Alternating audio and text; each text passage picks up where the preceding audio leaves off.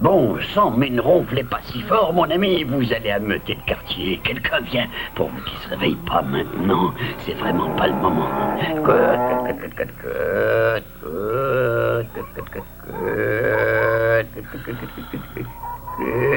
Il fait sombre ici, on n'y voit rien. Ils n'ont pas l'air d'être là.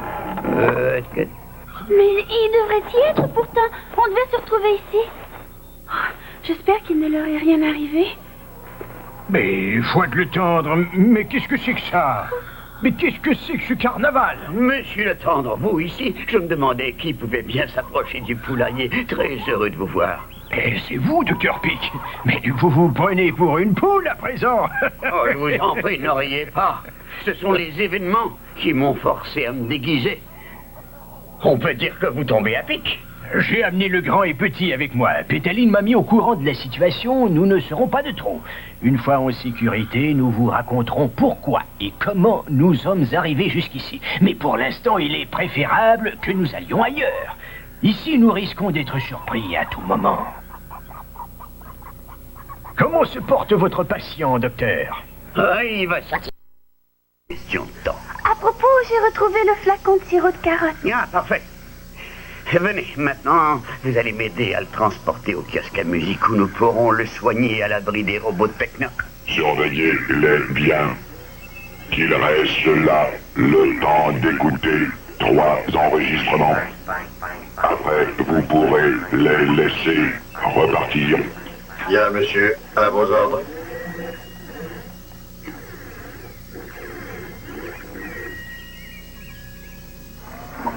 Moi, j'ai un rendez-vous important.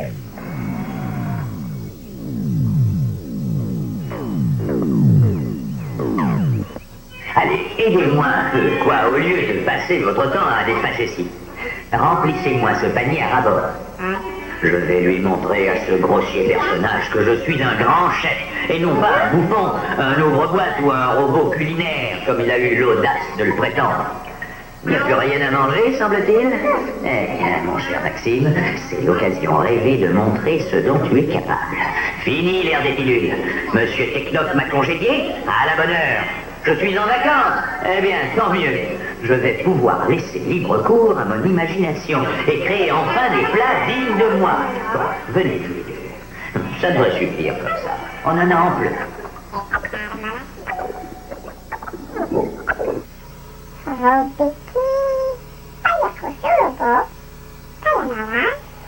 Parfait, Mini 8.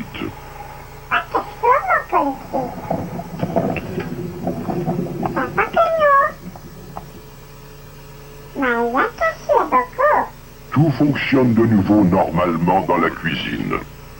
Monsieur, j'attends vos ordres. Eh bien, attendez. De toute façon, il n'y a plus rien à manger. Très bien, monsieur. À vos ordres.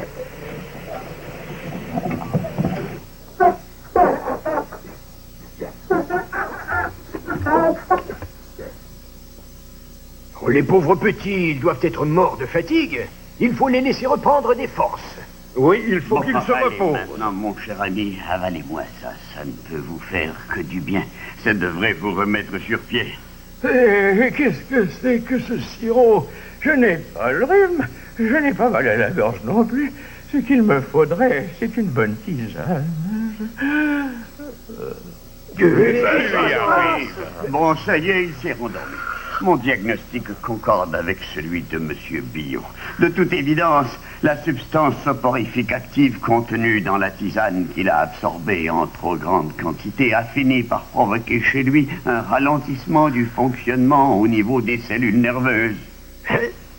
Vous voulez dire que Technoc aurait empoisonné notre ami? Mais non, il ne s'agit pas d'un empoisonnement, mais bien d'un ralentissement passager des fonctions normales. J'avoue ne rien comprendre à toutes ces explications scientifiques. C'est beaucoup trop compliqué pour moi. Et quelles peuvent être les conséquences de ce ralentissement? Oui, ça produit quoi? En 2 mots, il y a perte de mémoire, le langage devient incohérent, les réflexes sont très lents, la démarche devient titubante et les mouvements mal coordonnés. Autrement dit, quand tout fonctionne au ralenti, ça porte à dormir. Oui, exactement, ça provoque une apathie du système nerveux.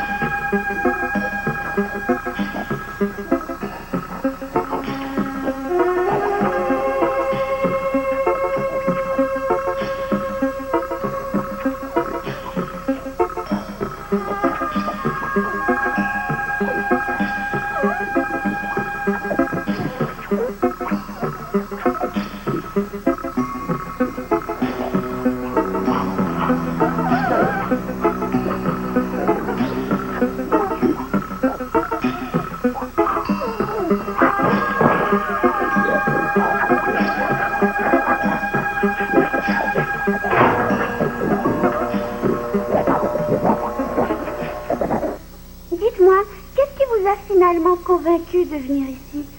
Et comment avez-vous fait pour entrer? La grille est gardée. Tout d'abord, je me suis inquiété en ne voyant pas revenir les enfants. Ah oui. Alors j'ai demandé à mes amis de m'accompagner. Et j'imagine qu'en voyant le garde devant la grille en arrivant, vous vous êtes douté que quelque chose n'allait pas. Hein? Oui, d'autant plus que Monsieur Legrand et moi, on essayait d'appeler votre oncle sans succès depuis 3 jours. On s'est dit que tout cela n'était pas normal et on a décidé de venir voir ce qui se passait. Heureusement pour vous que nous aimons nous mêler des affaires des autres. Et quand on a vu un robot inconnu posté à la grille, on s'est méfié. Et c'est Monsieur Petit qui nous a tiré d'affaire. En regardant autour, j'ai aperçu la corde qui pendait le long du mur et le panneau qui avait été dévissé. Oui, le panneau que Pierrot et Pierrette avaient dévissé pour pouvoir entrer eux aussi. Mais maintenant que vous êtes là, il faut que vous nous aidiez à régler 2 graves problèmes. Nous débarrasser des virus qui nous ont envahis et surtout remettre Technoc sous contrôle. Mais votre Technoc, pourquoi il agit comme ça? Qu'est-ce qui lui arrive? C'est nouveau chez lui, cette manie des grandeurs? Il est complètement détraqué. Il se croit le maître.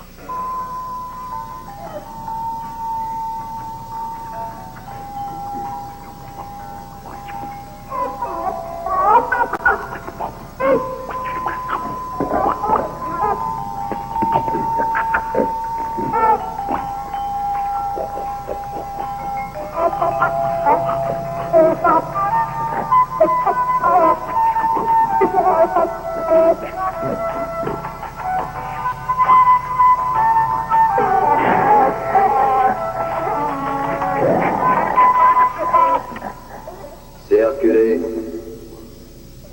Allez, circulez.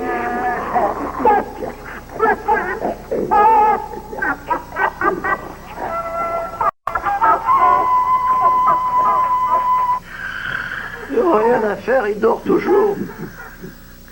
Ah, on dirait qu'il ouvre les yeux. Oui. Mais qui êtes-vous? Mais vous ne me reconnaissez pas, cher ami? Doucement, monsieur. Il ne faut surtout pas vous énerver. Est-ce que tu as faim, mon oncle? Qu'est-ce que vous avez tous à parler en même temps, hein? Et où suis-je? Enfin, qu'est-ce qui se passe? Oui, votre oncle a raison. Il ne faut pas l'énerver. Une question à la fois. Et vous me reconnaissez? Bien sûr que je vous reconnais. Pourquoi me demander ça? Vous devriez prendre encore un peu de sirop de carotte, mon ami. Quoi? Encore ce sirop de carotte? Mais vous voulez me rendre malade? Où est Technoc? Je ne veux pas de sirop de carotte, vous m'entendez? Je veux ma tisane, ma tisane, ma tisane. Mais il s'est encore endormi, foi de le tendre. Comment pouvez-vous expliquer ça, docteur? À mon avis, il doit s'agir d'un cas d'auto-hypnose. L'auto-hypnose? Oui, il s'hypnotise lui-même. Hein? Mais comment? Il a développé une telle fixation sur sa tisane que même le mot suffit à l'endormir. Ah, c'est peut-être plus long que je ne croyais.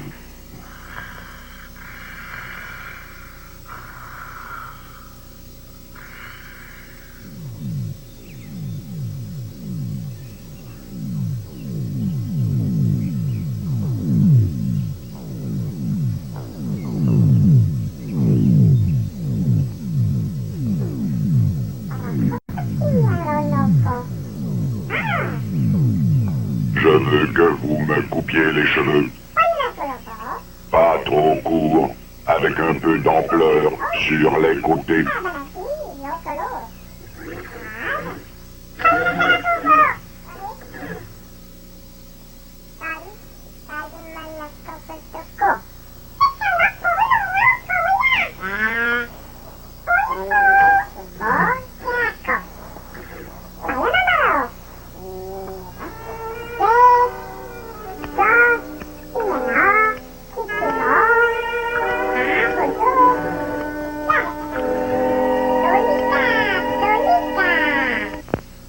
Vous savez, j'ai peine à croire ce que vous venez de me raconter là. Hein?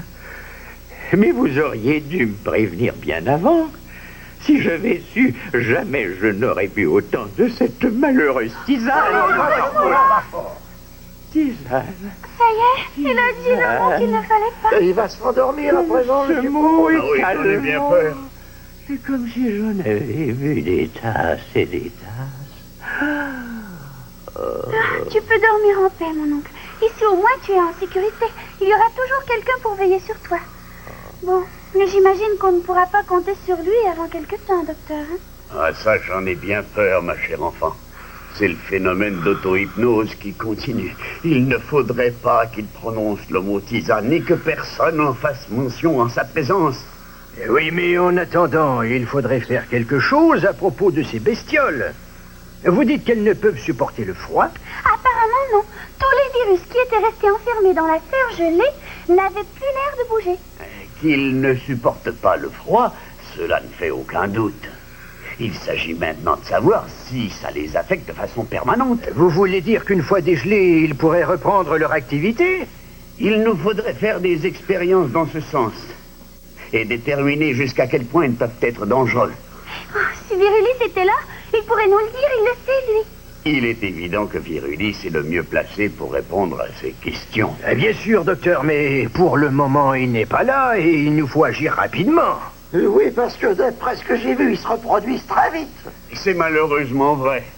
Mais la nourriture va bientôt leur manquer. De plus, si nous réussissions à les congeler, nous pourrions au moins, dans l'immédiat en tout cas, les empêcher de se reproduire aussi rapidement.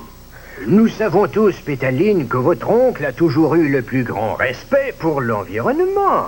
Là-dessus, les villageois n'ont rien à lui reprocher, mais l'apparition de ces virus, ça change tout.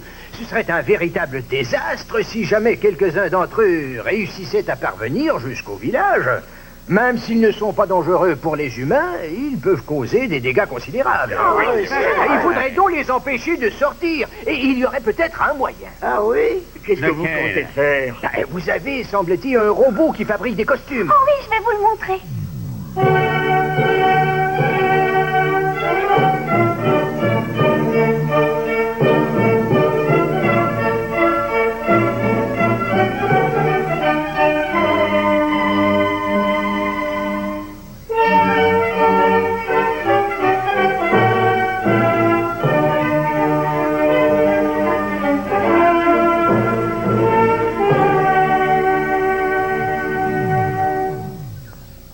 Bonjour, monsieur. Bonjour, mon brave. Nous aimerions savoir où est passé Maxime. Maxime. Oui, nous croyons que c'est ainsi qu'il s'appelait. C'est lui qui était de service avant vous. Si par hasard vous le voyez, dites-lui que nous aimerions lui parler. Nous n'avons pas tellement aimé sa façon de prendre congé lors de notre dernier entretien. Bien. Si jamais je le vois, je lui transmettrai votre message. Compris. À vos ordres, monsieur. Ce manteau vous va très bien. Merci. Vous nous faites penser, justement, que nous avions pris un rendez-vous chez notre tailleur aujourd'hui. À plus tard. À plus tard, monsieur.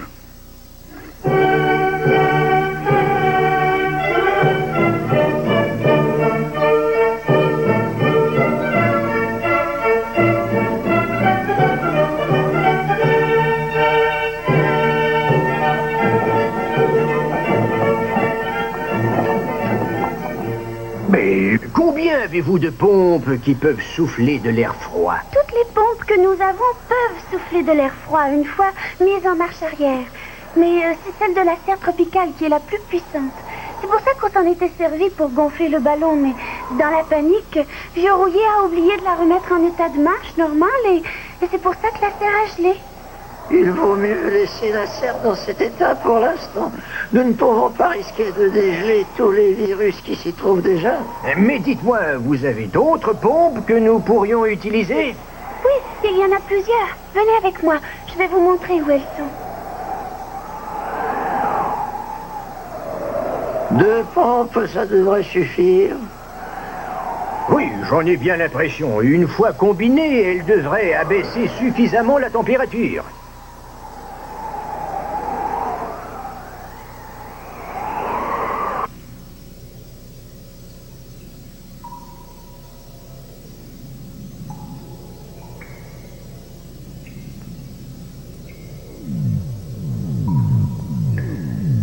Mais qu'est-ce qu'il fabrique ici, celui-là?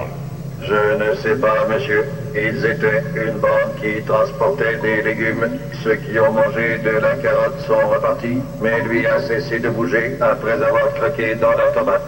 Transportez-le avec les autres dans la serre, et à l'avenir, il est interdit de les laisser se promener partout sans mon autorisation. Et la tomate, monsieur? Remettez-la à sa place. Tout doit être à sa place. Et faites relever la garde en haut. Les robots de garde doivent recharger leur pile toutes les 6 heures. Bien, monsieur, à vos ordres.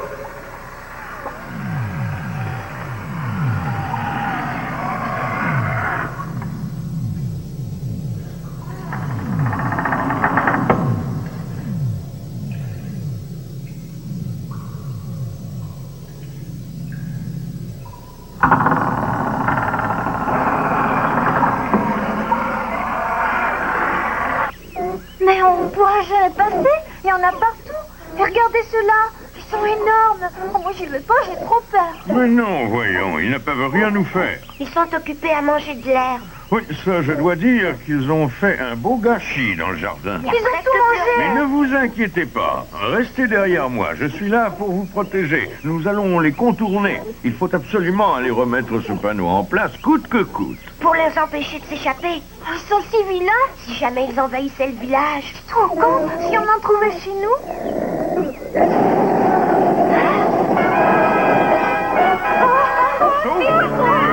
Restez derrière moi. N'ayez pas peur, je suis là.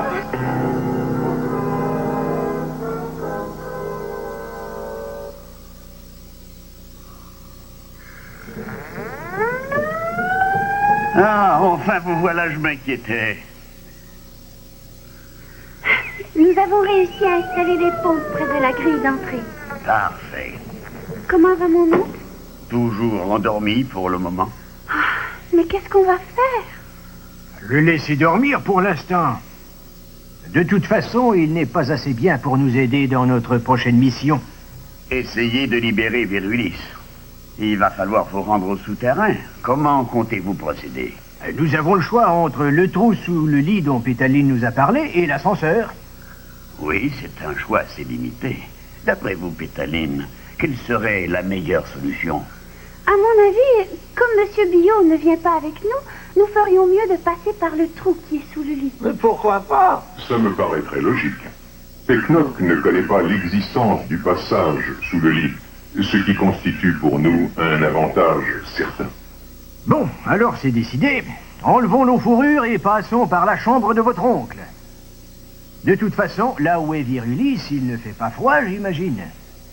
Vous êtes vous-même un imbécile de travailler pour le compte d'un abruti comme Pecknock. Je me contente d'obéir aux ordres. Qu'est-ce qui se passe ici?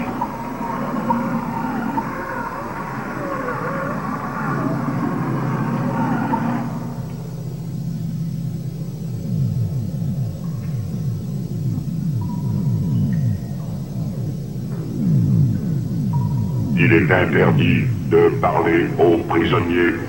À votre poste. Ah, mon cher monsieur Pecknock, comme vous avez grande allure.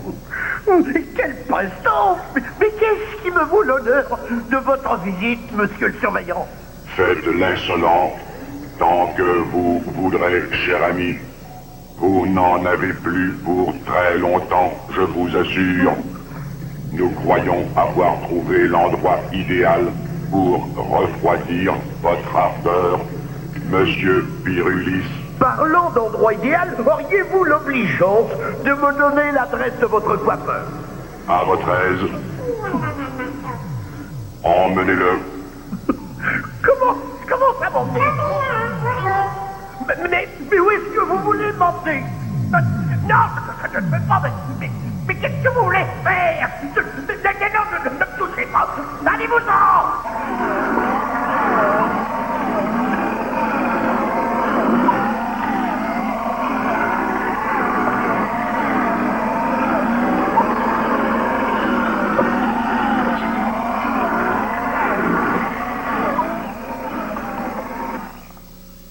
Ordre du surveillant général, je dois vous relever de votre garde.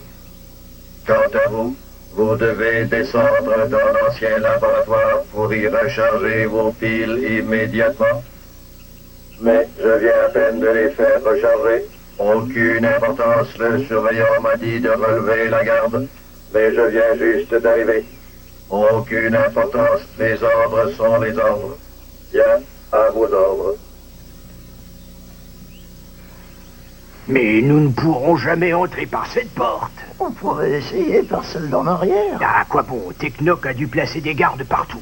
Et ce sont les deux seules portes. Et il y a bien l'ascenseur. Oui, mais... Il doit sûrement être gardé aussi, surtout à l'étage inférieur. Et il y a un autre problème, c'est que l'ascenseur fait beaucoup de bruit. Il va falloir prendre le risque, on n'a pas tellement le choix. La seule chose dont on est certain, c'est que Virulis est en bas. Oui, mais où exactement? Dans l'ancien laboratoire? Dans la salle des robots ou celle des machines? J'espère que ce n'est pas dans la salle des machines. Il n'y a que les robots qui peuvent entrer là. Il fait une chaleur épouvantable. Si Technoc l'a enfermé là, pauvre Virulis, il doit être en train de mourir de chaleur. Dans son cas, ce serait plutôt le froid qui serait à redouter. Mais voulez-vous bien me lâcher? Ah, lâchez-moi, j'ai dit. Oh, ce Technoc de malheur, il va me le payer. Lâchez-moi, lâchez-moi. Attendez un peu, que je sorte de là. Il ne paiera rien pour attendre cette espèce de robot mégalomane. Ah, mais lâchez-moi. Au secours, au allez. Enfermez-moi, cet abruti. Un peu d'air frais, ça devrait lui rafraîchir les idées. Au secours! Je ne veux pas qu'on m'enferme ici! Je vais mourir de froid! Non, non! Au secours! Au secours! Putain, à moi! Vous n'avez pas le droit de me faire ça! Qu'est-ce que je vais devenir? Venez avec moi, vous deux. Au secours! Allez! Laissez-moi sortir ici! Ouvrez la porte! Ouvrez-moi! Au secours! Au secours!